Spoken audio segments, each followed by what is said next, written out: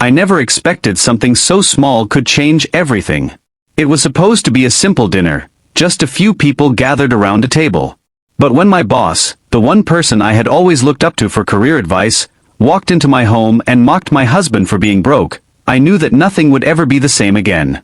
At first, I thought it was just a joke. Maybe I'd misinterpreted his words. But as the evening went on, the tension was impossible to ignore. The words stung, not just for my husband, but for me too. I should have stepped in, should have defended him, but I didn't. What happened next left all of us shocked, questioning everything, our relationship, my career, and what it means to stand up for the ones you love. I can still feel the weight of that night, and I can't shake the feeling that it was all my fault. My name is Emily, and for as long as I can remember, I've always been the responsible one. From childhood, I was the girl who followed the rules, kept her head down, and worked hard to earn everything I got. It's just who I am. My career in marketing had taken off after a lot of late nights, sacrifices, and yes, some very tough decisions. At work, I was always the go-to person for solutions, the one who could handle anything thrown at her. My boss, Peter, had been one of the main reasons I had climbed the corporate ladder so quickly. He saw potential in me when no one else did, and I've always been grateful for that. He was more than just a boss. He was a mentor, and I admired him for his sharp mind and success. Then, there's my husband, James. He's a completely different type of person, free-spirited, kind-hearted, and loyal to a fault. We met at a local cafe when I was just starting my first job out of college, and from that moment, we just clicked. He didn't have a prestigious job or a high salary, but he had a genuine warmth that made everyone around him feel at ease.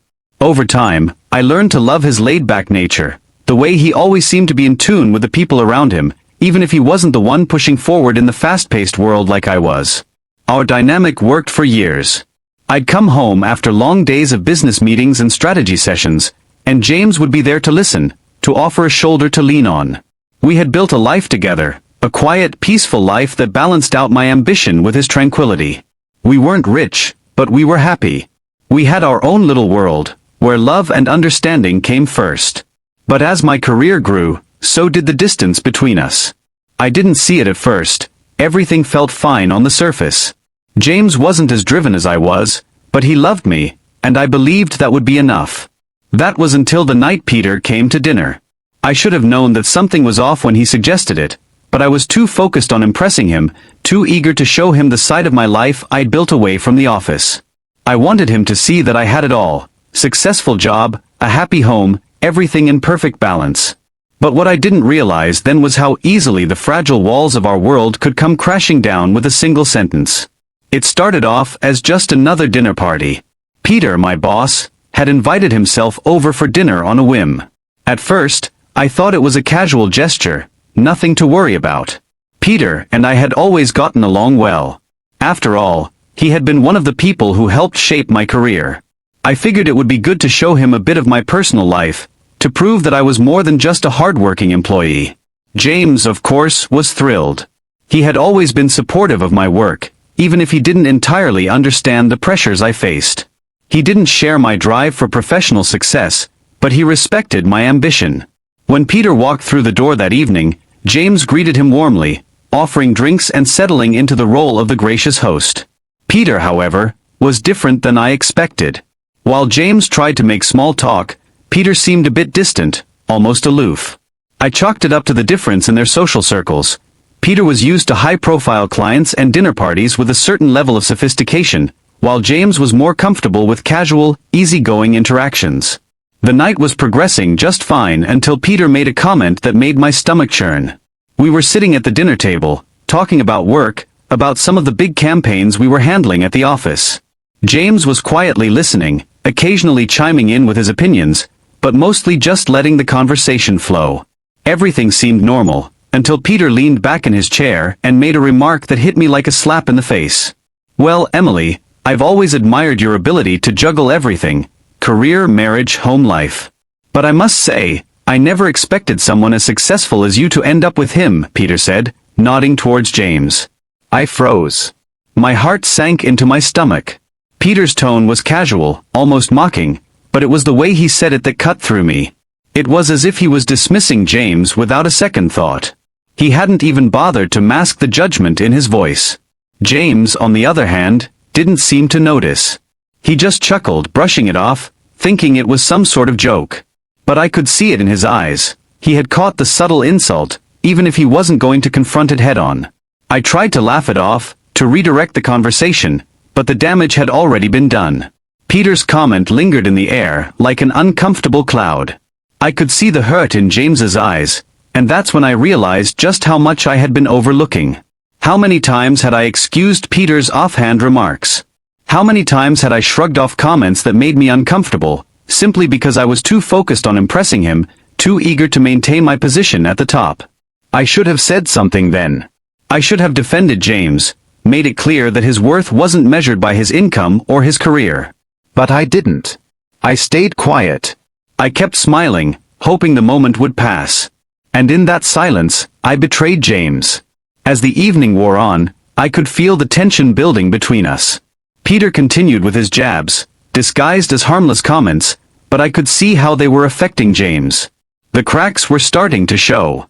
Peter was no longer just my boss. He was a presence in our home, undermining my marriage in ways I hadn't fully realized.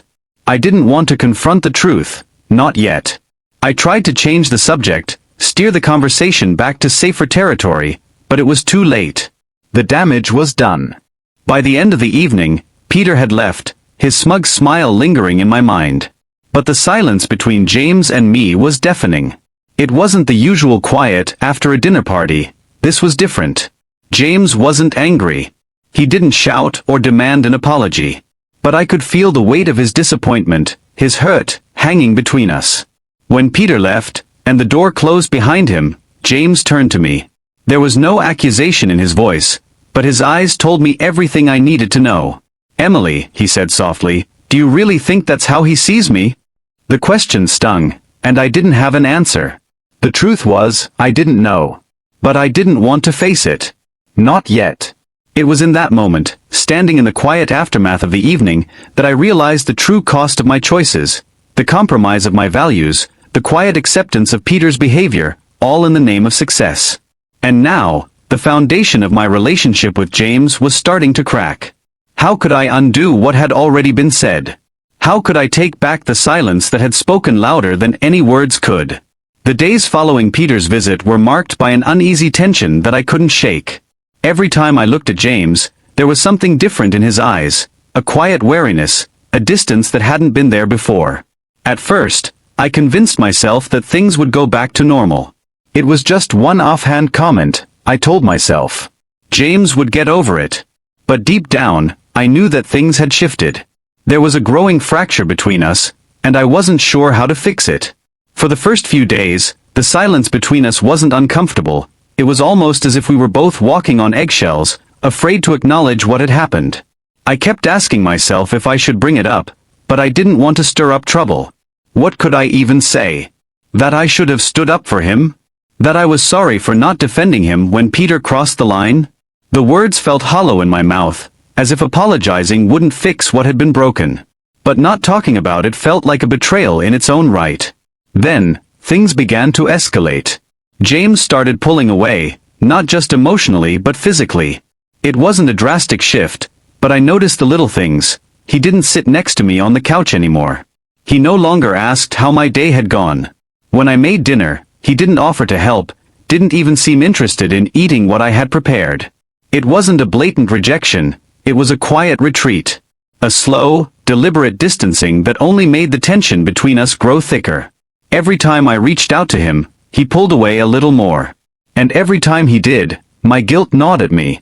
I tried to reach out, tried to make conversation, but he was distant in a way that made me feel like I was an intruder in my own home. I asked him if he was okay, if something was bothering him, but he would always say, "I'm fine," with a forced smile that never reached his eyes. It wasn't until one particular evening, a week after Peter's visit, that the tension finally broke. We were sitting in the living room, me reading a book, him scrolling through his phone. The silence was suffocating. I glanced at him, watching the way his fingers moved over the screen, the slight frown on his face as he focused on whatever was in front of him. I wanted to reach out to say something, but every word felt inadequate. Finally, I couldn't hold it in any longer. "James, we need to talk," I said, my voice trembling slightly. He didn't look up from his phone. "About what?" "About Peter. About what happened that night." At the mention of Peter's name, I saw him stiffen, but he didn't say anything. The air between us grew colder. "I should have said something, James," I continued, my voice barely above a whisper. "I should have defended you." He put his phone down and finally turned to face me, his expression unreadable. "Emily, I don't need your defense," he said, his voice calm, almost too calm. "I don't need to be defended. What I need is for you to see me. To really see me. And not just as your husband, but as someone who deserves respect." The words hit me like a slap. I opened my mouth to say something, but the weight of his words hung in the air, and I couldn't find the right response. There was nothing I could say to undo what had already been said. "I'm sorry," I muttered, though the apology felt weak in the face of what was really happening. "I never meant for you to feel this way." James let out a deep sigh, the frustration that had been building inside of him finally spilling over. "It's not just about Peter, Emily," he said, his voice rising now. "It's about everything. The way you've always brushed off the way people look at me. The way you act like it doesn't matter that I'm not in the same place as you financially or socially. You make excuses for them. And you make excuses for yourself. But I'm tired of it. I'm tired of feeling like I'm not enough." My heart sank. He was right. I had been so focused on the external world, on my career, on impressing Peter and everyone else in my circle, that I hadn't stopped to consider how my actions were affecting James. How he might feel living in the shadow of my success, always feeling like he wasn't good enough. And now, I was realizing that the small, dismissive comments I had brushed off over the years had piled up to this moment. I had made him feel invisible. "I didn't mean to hurt you," I whispered, my voice breaking. "I never wanted you to feel like you weren't enough." "But you did," he said quietly, shaking his head. "And that's the problem." The silence that followed was heavy. We both knew that nothing could take back the hurt that had been done. Peter's casual mockery had only been the catalyst, but the deeper issues had been festering for much longer. And now, those cracks in our relationship had finally come to the surface, and there was no easy way to repair them. I sat there in the stillness, and felt the full weight of what I had allowed to happen. Every misstep, every moment where I had chosen to ignore the signs, came rushing to the forefront. I could see it in James's eyes, the disappointment, the hurt, the feeling that he had been neglected for far too long. The tension wasn't just between us anymore, it was within me too. I had to face the consequences of my actions, even if I didn't know where to start or how to fix it. And in that moment, I realized that I couldn't just blame Peter, or my career, or anything else for what had happened. This was on me. It always had been. After that night, I couldn't shake the feeling that something had broken between James and me, something I couldn't fix with a simple apology. It wasn't just the words Peter had said or the way I'd allowed it all to happen. It was everything. Every time I had chosen my ambitions over him, every time I had brushed off his feelings, and every time I had assumed he'd be fine with me putting him second. Now, it felt like the weight of all my mistakes was suffocating me. I spent the following days lost in thought. Whenever I wasn't working, I found myself sitting alone, staring out the window, replaying the events over and over. I kept asking myself why I hadn't stood up for James when it mattered, why I had allowed Peter's cruel words to slide when I should have protected my husband. It wasn't just one mistake, it was a culmination of years of neglecting the person who had always supported me, no matter what. James was quiet after our argument. Too quiet. He went about his routine, his eyes distant, and every time I tried to reach out, he pulled further away. The silence between us was deafening. And every time I tried to speak to him, to make things right, I felt this invisible wall between us. I was filled with guilt, so much guilt that it kept me up at night. What had I done to him? How could I have been so blind to his needs? There was a moment, just after I had left the kitchen, where I had caught a glimpse of James standing by the doorway, staring at the floor with a look of defeat. That moment hit me hard. I had seen him like that before, but this time it felt different. It wasn't just sadness, it was a resignation I hadn't noticed before, a sense of him giving up on me in a way I wasn't ready to accept. And I couldn't help but wonder how many times he had felt like that before, quietly suffering in silence while I focused on my career, my image, everything but him. I couldn't escape the guilt that came with the realization that I had failed him in ways that went beyond the night with Peter. I thought back to all the moments I had chosen work over him, all the times I had brushed aside his feelings, telling myself that he would understand. But now, I realized how selfish that had been. I had assumed that because he never complained, he was okay. I had taken his patience for granted, never realizing how much it had cost him. In the silence of our home, I found myself questioning everything. Had I always been so blind to what James needed? Had I really been as supportive as I thought I was? Or had I been so caught up in my own life that I failed to see how much he was hurting? There were so many moments I had ignored, so many little things that in hindsight had been red flags. His quiet sighs when I would cancel plans, the way he would try to make small talk when I came home late, the way his eyes would linger on the empty space beside him when we were supposed to be spending time together. The more I thought about it, the more I realized how much of James the First had taken for granted. I had convinced myself that our relationship was fine, that we were fine, because he never said anything. But the truth was, he had been quietly carrying the weight of my neglect for years, never once asking for more than what I was willing to give. And now, it felt like the cost of my actions had caught up with me, and I was faced with the reality of what I had lost. I knew I had to do something, but I didn't know what. How could I fix something that felt so broken? Could an apology even begin to cover the years of ignoring him? I kept asking myself if it was too late, if the damage was permanent, and if I could ever be the partner he truly deserved. The guilt was overwhelming, and it clung to me, a constant reminder that I couldn't undo the past. But as the days passed, I also realized that guilt alone wouldn't heal anything. I couldn't change what had happened, but I could change the future. I could prove through my actions that I understood how I had hurt him, that I was willing to put in the effort to make things right. The journey ahead wouldn't be easy, and I knew I couldn't expect him to forgive me right away. But if I could show him that I was committed to being a better partner, maybe there was still hope for us. It would take time, but I was willing to do whatever it took to earn back his trust. Because this time I saw him, not just as my husband, but as the person who deserved my love and respect, not my neglect. The tension between James and me had been growing for days, and I could feel it hanging in the air like a storm, ready to break. We had barely spoken, just the occasional exchange about the mundane details of life. I could feel his distance, his hurt, and it crushed me inside. But I couldn't stand the silence anymore. I had to face this. It was time to confront him, time to hear the words he'd been holding back, and hopefully to apologize for everything I had done wrong. It happened on a quiet evening, the kind where the weight of everything seems heavier. We were in the living room, the light from the lamp casting long shadows across the walls. He sat on the couch, scrolling through his phone, his posture stiff. I could tell he wasn't relaxed. There was no ease in his movements, no softness in the way he held himself. I stood by the doorway for a moment, hesitating. I knew that once I spoke, there would be no turning back. This conversation could change everything, forever. Finally, I walked over to him and sat down beside him. He didn't look up, but I could feel the intensity of his silence. I took a deep breath. I had rehearsed this moment in my mind 1,000 times, but now that it was real, the words felt like they were stuck in my throat. "James," I said, my voice trembling slightly, "I can't keep pretending that everything is okay. It's not. And I'm so sorry." He didn't say anything at first.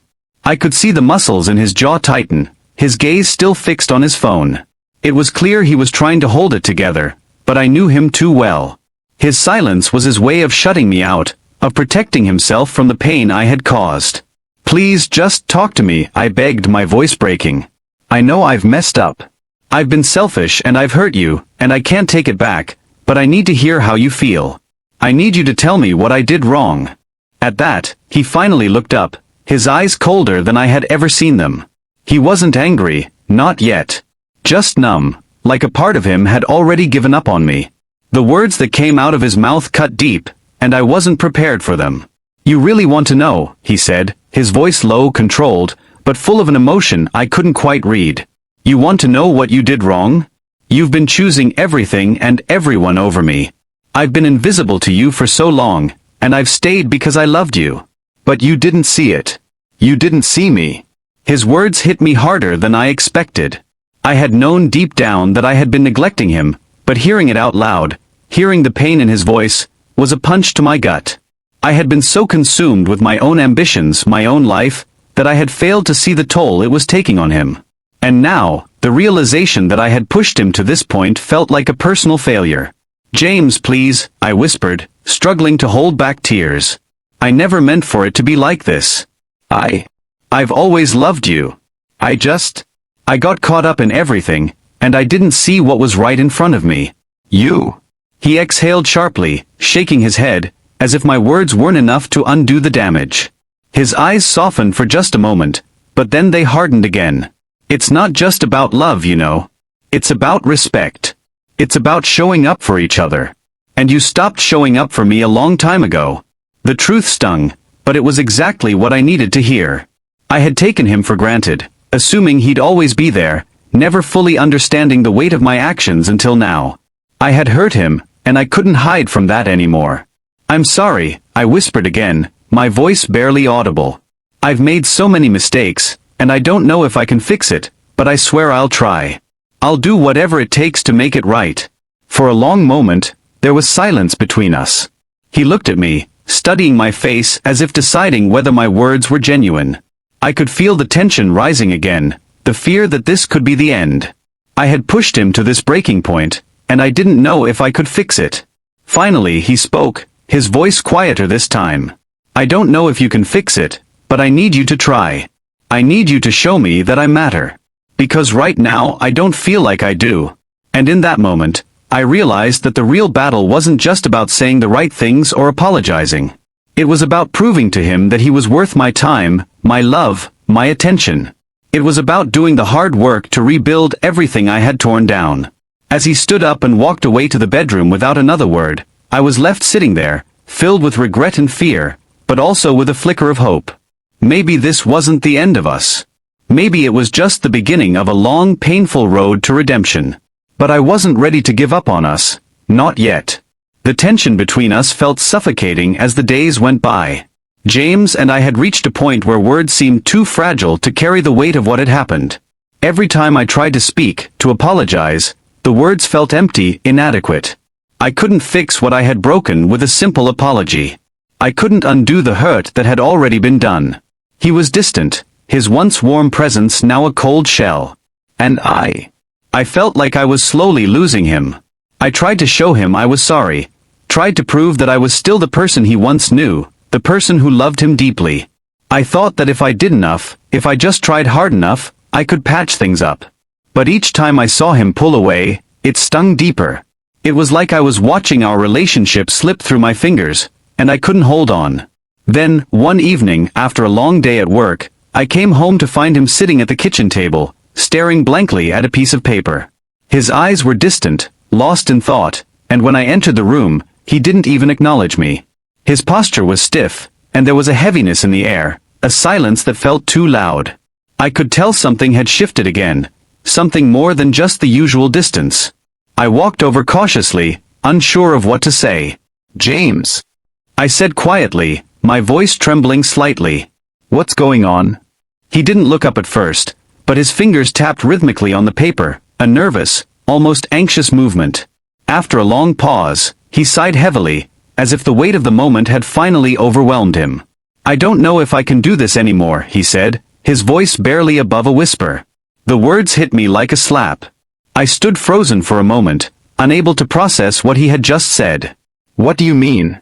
I asked, though I already knew what he meant. I could feel it in the way he had been acting, the way he had stopped trying to fix things with me. But hearing it out loud felt like the floor was falling beneath my feet.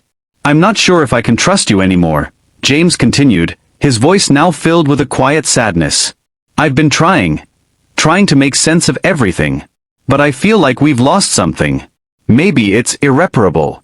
I don't know if I can keep pretending like everything's fine." His words were a punch to my gut. They were everything I had feared, everything I had seen coming, but hearing them made the reality too sharp to bear. The love that had once been so strong between us felt like it was crumbling in front of my eyes. "I never meant to hurt you, James," I whispered, my throat tight. "I made mistakes. So many mistakes. But I'm still here.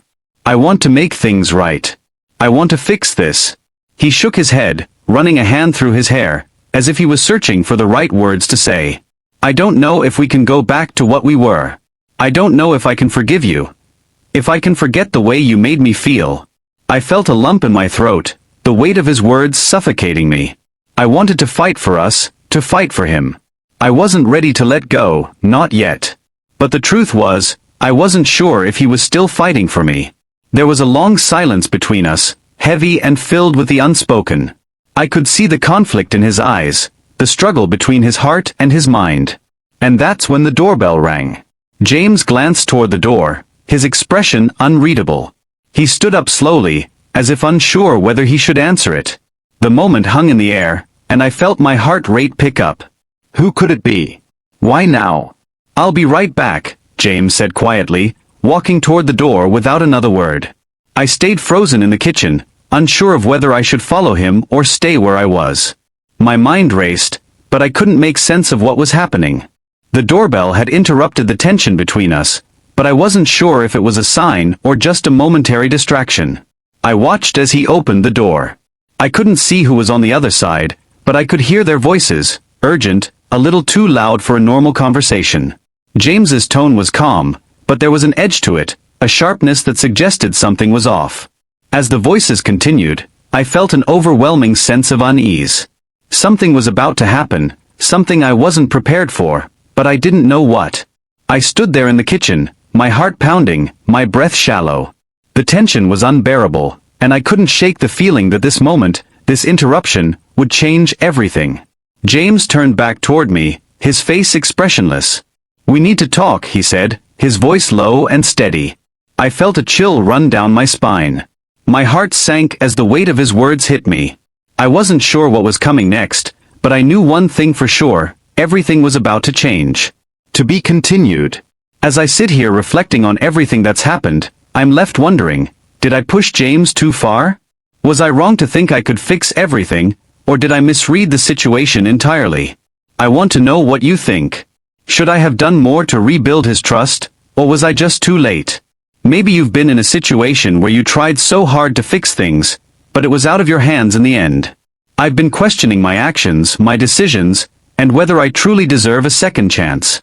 I could use some perspective. Have any of you experienced something similar? How did you handle it? What do you think James is really feeling right now? I'd love to hear your thoughts and advice. Share them in the comments below, and let's talk about it. Do you think we can ever truly fix something broken, or is some damage too deep to repair? Your opinions mean a lot to me right now. Thanks for listening, and I can't wait to hear what you have to say.